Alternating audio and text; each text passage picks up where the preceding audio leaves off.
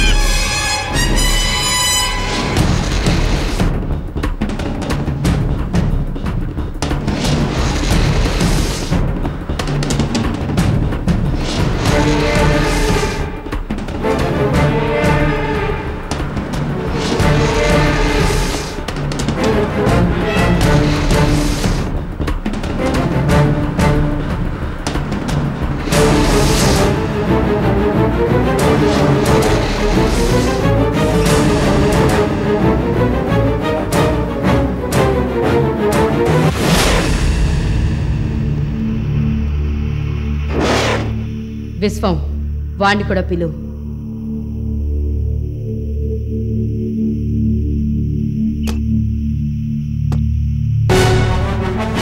తిరుగు, వెళ్దాం పద. వాడిని కలవాల్సిన అవసరం నాకు లేదు. కావాలనుకుంటే మీరు వెళ్ళండి. విశ్వం, పద.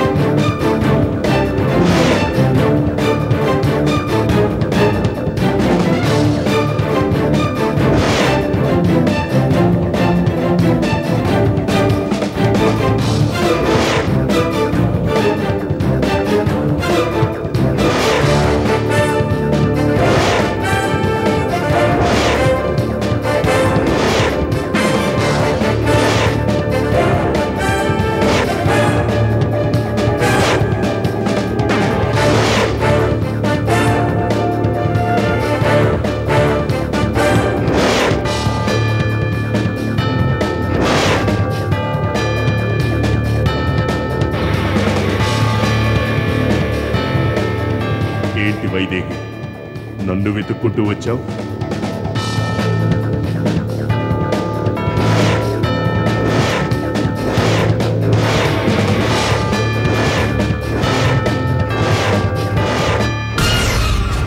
ఓకే, నీకు హెల్ప్ చేయడానికి నాకే అభ్యంతరం లేదు, కానీ ఒక్క కండిషన్. ఏంటి? నాగాస్త్రం వల్ల వచ్చే లాభాన్ని వాళ్లకు పంచకూడదు. వాళ్లకు తెలియకుండా మనమే పంచుకుందాం.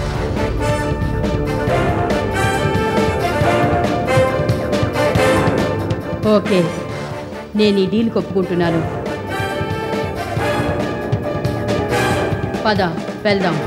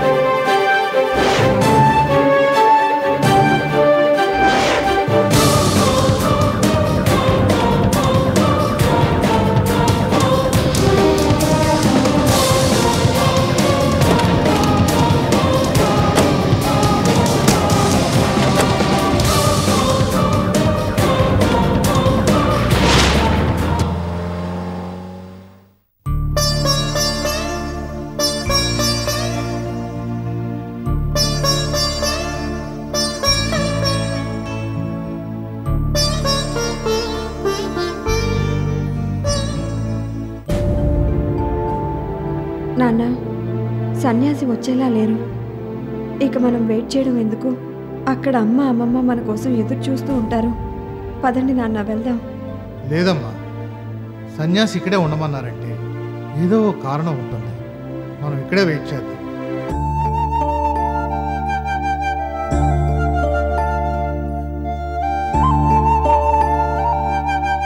మేము పనికి వెళ్ళి వస్తాము. ఇంటి పట్టునే జాగ్రత్తగా ఉండు తల్లి. అలాగే పెద్దయ్య. నువ్వు వచ్చే ఈదు కొమ్మ గొల్లు వేసుకొని వెళ్ళు.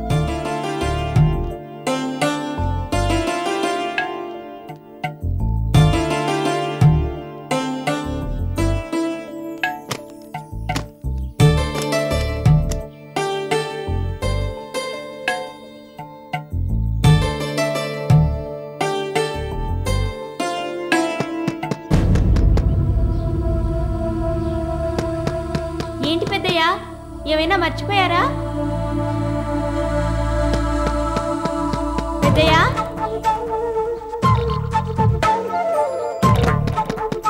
ఎవరు?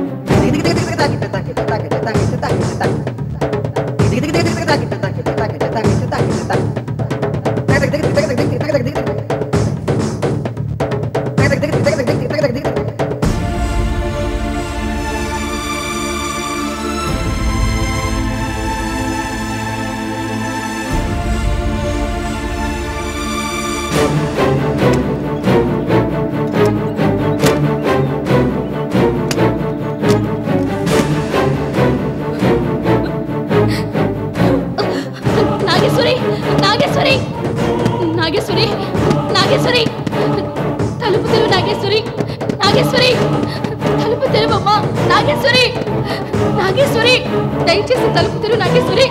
నేను చేసింది తప్పే, నీ పాదాలు పట్టుకుని క్షమాపణ అడుగుతున్నాను. తలుపు తెరువు నాగేశ్వరి, నన్ను క్షమించు. తలుపు తెరువు నాగేశ్వరి.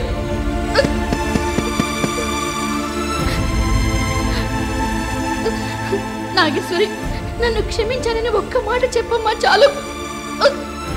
క్షమించమని అడగడానికి మీరెవరు? క్షమించడానికి నేనెవరిని? మీకు నాకు ఏ సంబంధం లేదు, నాకెవ్వరూ లేరు. నన్ను ఇక్కడైనా బతికినివ్వండి, వెళ్ళిపోండి. అలా అనుకు నాగేశ్వరి. నువ్వు వచ్చిన దగ్గర నుంచి నన్ను పలకరించే దిక్కు కూడా లేకుండా అయిపోయింది. క్షణ క్షణం చూస్తూ బతుకుతున్నానమ్మా.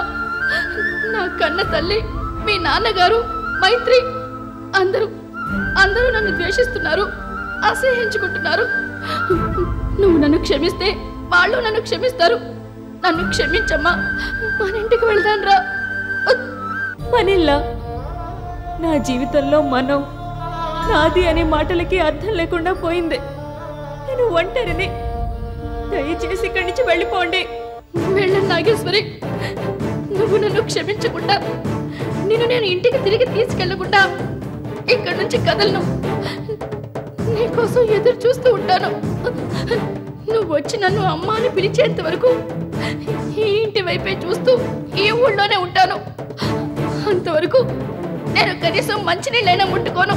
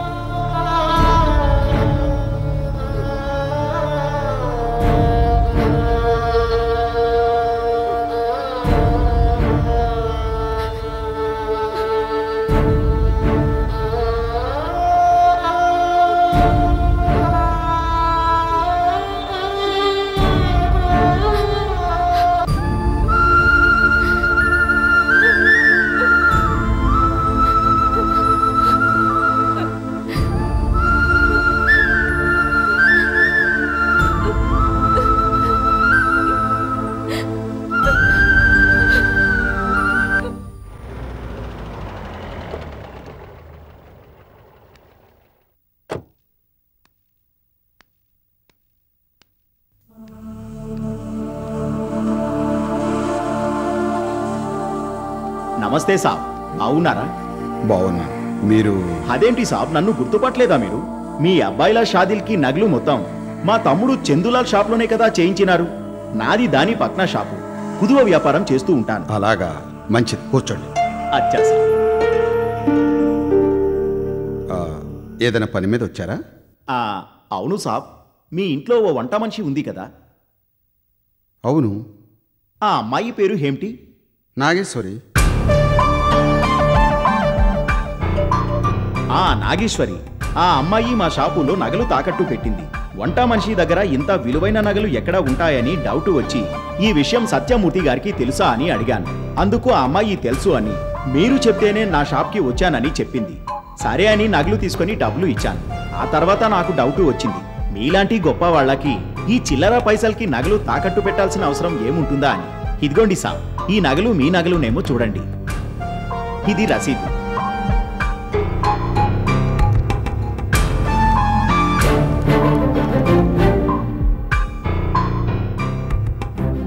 ఏంట్రా అంత సీరియస్గా ఉన్నావు? తప్పు చేస్తున్నామేమోనని గిల్టీగా ఉందిరా. అది చేయకముందు ఆలోచించాలి. అయినా మనమే మర్డర్ కేసు ఆమె నెత్తిన వేయడం లేదు కదా. ఇంట్లో నుంచి పంపించాలనుకున్నాం, అందుకే అలా చేసాం.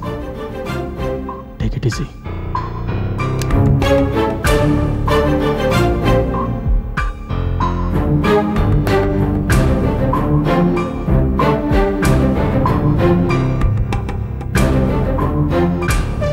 నాన్న, ఇవి ప్రశాంతి నగలు. పోనీలే నాన్న, ఏదో కకృతి పడి ఇలా చేసుంటుంది. ఆ అమ్మాయిని ఏమనకండి నాన్న, క్షమించి వదిలేండి. అయినా ఇది మనకు లెక్క.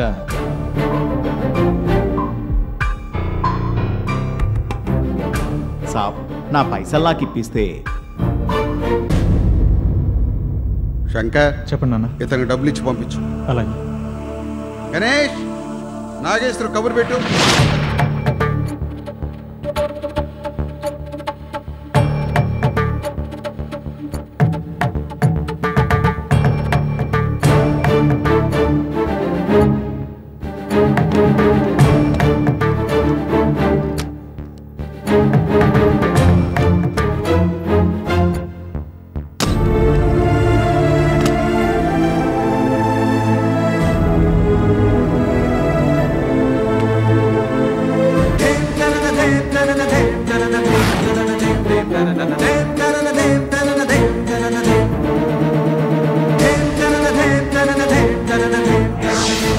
జీవితంలో ఇంతవరకు నా అంచనా ఏది తప్పు కాలేదు. నేను ఒకటి మంచిదని భావిస్తే అది ఖచ్చితంగా మంచి అయి ఉంటుంది. కానీ మొదటిసారిగా నా అంచనా తప్పైంది అనిపిస్తుంది. నువ్వు మంచిదానివని నేను అనుకున్నాను, కానీ ఇలా చేస్తావు అనుకోలేదు. నేనేం చేశాను? ఆ రోజు మా పిల్లలు నువ్వు దొంగతనం చేశావంటే నేను నమ్మలేదు, కానీ నువ్వు అది నిజం చేసినట్టుంది. ఏంటి మీరు అనేది? నేను దొంగతనం చేశానంటారా? నువ్వు చేశావంటానికి సాక్ష్యం ఉంది. ఏంటా సాక్ష్యం? నువ్వు మార్వాడి దగ్గర తాకట్టు పెట్టిన నగలు, దాని తాలూకు రసీదు. నేను నగలు తాకట్టు పెట్టానని ఎవరు చెప్పారు? ఆ మార్వాడే చెప్పాడు. అసలు నాకు ఈ ఊరి దిక్కులు సరిగ్గా తెలీదు. అలాంటప్పుడు నగలు తీసుకెళ్లి మార్వాడి దగ్గర ఎలా తాకట్టు పెడతాననుకున్నారు? అసలు మార్వాడి ఎవరో, ఆ షాప్ ఎక్కడుందనేది కూడా నాకు తెలీదు. నువ్వు చెప్పేదానికి సాక్ష్యం లేదు, కానీ నువ్వు దొంగతనం చేసావడానికి నా దగ్గర సాక్ష్యం ఉంది. నా దగ్గర సాక్ష్యం లేకపోవచ్చు, కానీ నేను దొంగతనం చేయలేదు. చెయ్యలేదని నువ్వు ఎన్నిసార్లు చెప్పినా సరిపోదు, అది నువ్వు నిరూపించుకోవాలి. ఏం చేయాలి? ఇదిగో ఈ నాగేశ్వరదేవి విగ్రహం మీద ప్రమాణం చెయ్యాలి. నేనెందుకు చేయాలి? నేను మార్వాడి దగ్గర నగలు తాకట్టు పెట్టానని ఆ మార్వాడినే వచ్చి ప్రమాణం చేయమనండి. వాదనలొద్దు. నువ్వు నిర్దోషమైతే ఈ తల్లి మీద ప్రమాణం చేసి చెప్పు. నాకు ఈ దైవం మీద నమ్మకం లేదు. నీకు నమ్మకం లేకపోవచ్చు, కానీ నాకు ఈ దైవం మీద నమ్మకం ఉంది. ఇది కొన్ని సంవత్సరాలుగా నా దగ్గరే ఉంది. ఇది అత్యంత శక్తివంతమైంది, అందుకే దీన్ని రహస్యంగా ఉంచి పూజిస్తున్నాను. దీని గురించి నా బిడ్డలకు కూడా నేను చెప్పలేదు. దీన్ని నేను తప్ప ఎవరు తాకినా చాలా ప్రమాదం, అందుకే దీన్ని ఇంతవరకు ఎవరు తాకుండా జాగ్రత్త పడుతూ వస్తున్నారు. నువ్వు నిర్దోషివే అయితే ఈ దైవం మీద ప్రమాణం చెయ్యి.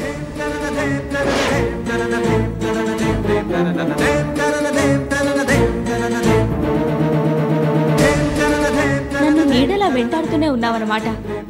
ఈ రోజు ఈ అవమానం నుంచి తప్పించుకోవడానికి నిన్ను తాకేలా చేస్తున్నావు. నువ్వు చాలా గొప్పదానివి, దైనా దైవానివి కదా. ఏమిటి ఆలోచిస్తున్నావు? భయం వేస్తుందా?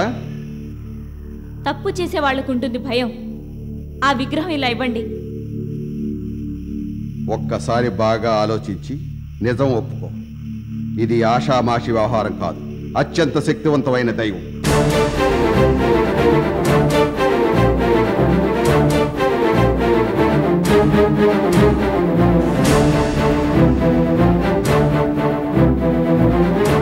ప్రమాణం చేసి చెప్తున్నాను, నేను ఈ దొంగతనం చేయలేదు.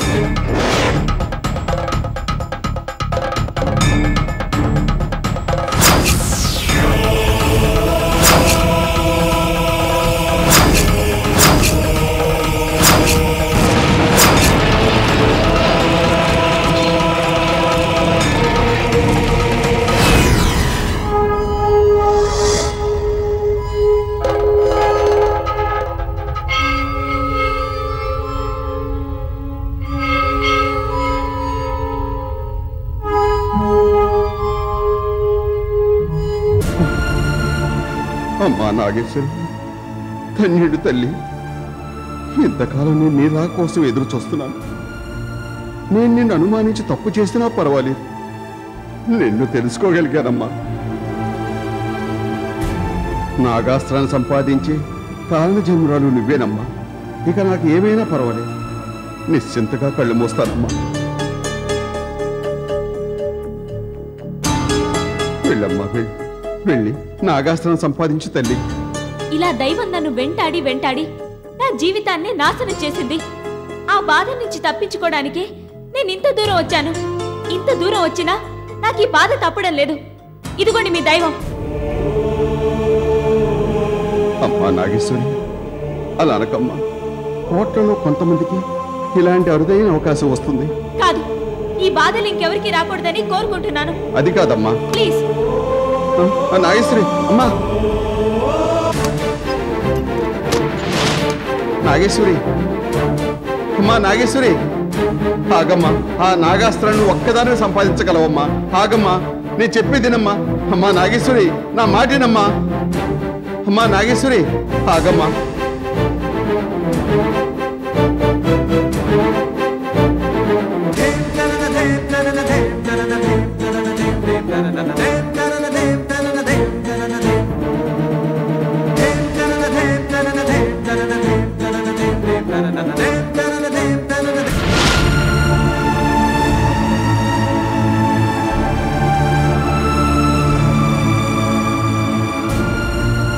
వద్దు, నాకు అమ్మ నాన్న చెల్లెలు ఈ కుటుంబం ఎవరు వద్దు. అందరి మధ్య ఇలా కుట్రలు కుతంత్రాల మధ్య బ్రతికే కంటే నేను మాత్రం ఎక్కడో ఒక చోటుకెళ్ళి ప్రశాంతంగా ఉంటాను. నా చెల్లెలు వస్తేనే వారికి మొహం కూడా చూపించకుండా వచ్చేశాను. అలాంటిది ఈ మాట ఎలా వింటాను? ఆ దైవాన్ని ఎందుకు పట్టించుకుంటాను? నువ్వు నన్ను క్షమించకుండా నేను ఇంటికి తిరిగి తీసుకెళ్లకుండా ఇక్కడి నుంచి కదలను. నీకోసం ఎదురు చూస్తూ ఉంటాను. నువ్వు వచ్చి నన్ను అమ్మ అని పిలిచేంత వరకు ఈ ఇంటి వైపే చూస్తూ ఈ ఊళ్ళోనే ఉంటాను. అంతవరకు నేను కనీసం మంచినీళ్ళైనా ముట్టుకోను.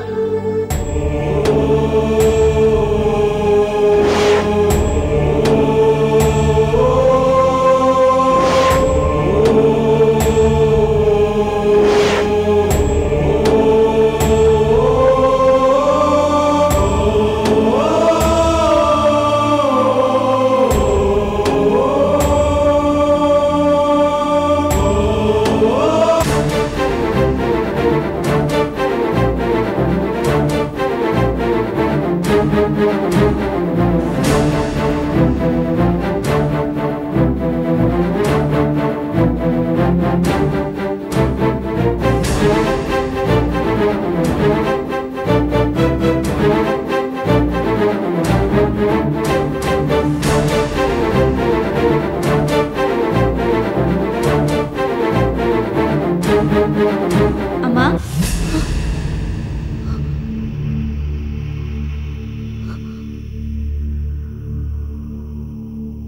నాగేశ్వరి, ఇంటికెళ్దాం పద. నిజంగానా? నేను వద్దనుకున్న అన్ని విషయాలు నన్ను వెంటాడుతూనే ఉన్నాయి. దూరంగా పారిపోయి వచ్చి అన్నిటినీ కాదనడం కంటే అందరి ముందు ఉండి అన్నిటినీ తిరస్కరించే బతుకుతాను. పద, మన ఇంటికి వెళ్దాం.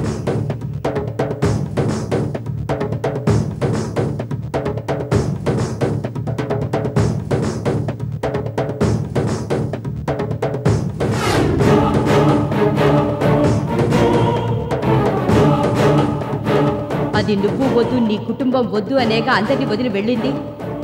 ఇప్పుడు నువ్వు వెళ్ళి పిలిస్తే నీతో వచ్చేస్తుంది అనుకుంటున్నావా? అది ఎట్టి పరిస్థితుల్లోనూ నీతో రాదు. ఇక నీతో మాకు ఎలాంటి అవసరం లేదు.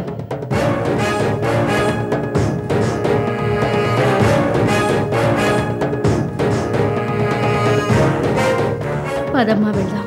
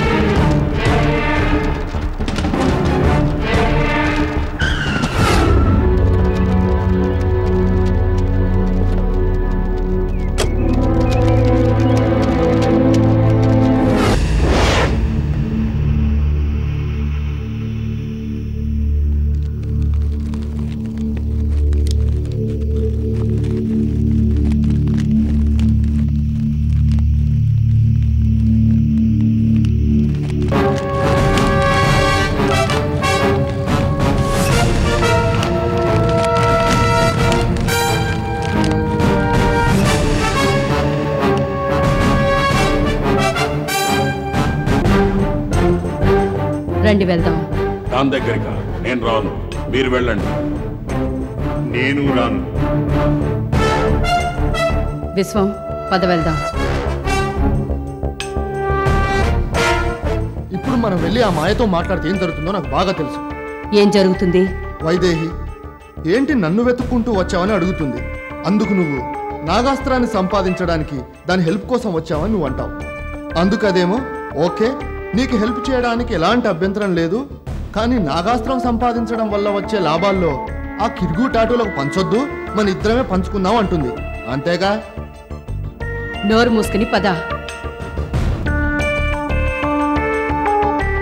విశ్వం, నువ్వు ఆ మాయ దగ్గర అనవసరమైన వాగుడు వాక్కుండా కాస్త జాగ్రత్తగా ఉండు.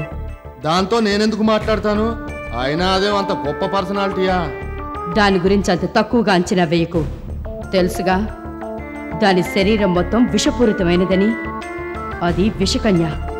దాని చెయ్యి పడితేనే చాలు, పచ్చని ఆకులు కూడా మాడి మసైపోతాయి.